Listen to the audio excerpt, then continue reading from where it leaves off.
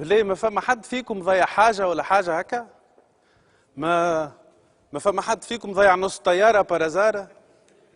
فهموني. ما الجمعة اللي فاتت الصحافة معناتها الصباح قالت لنا رجعت لتونس الطيارة التي يملك نصفها صخر الماطري. اي ونصف الثاني شكون؟ الوطنية قالت لنا الطائرة التي يملكها صخر الماطري ورجل أعمال آخر. شكون رجل آخر؟ نسمة قالت لنا الطائرة التي يملك نصفها صخر الماطري. وليدي النص الآخر وين ومتاع شكون؟ انتوكا اللي يلقى نصف الطيارة يلوج لنا معاه على نص حرية التعبير. يظل لي ضاعت زاد في تونس ما عادش موجودة.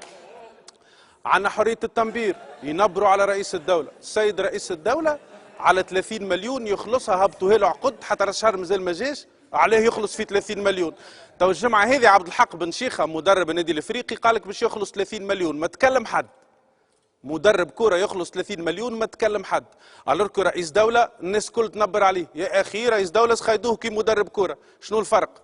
رئيس دولة طردوا المعارضة ومدرب كرة طردوا كرة على العارضة. شنو بريسك تقريبا كيف وينبروا عليه على القصور. القصور ناوي يبيع القصور. شنو المشكل ناوي يبيع القصور؟ الراجل بيع صوته للنهضة باش ما يبيعش زوز قصور. حكاية هذه تو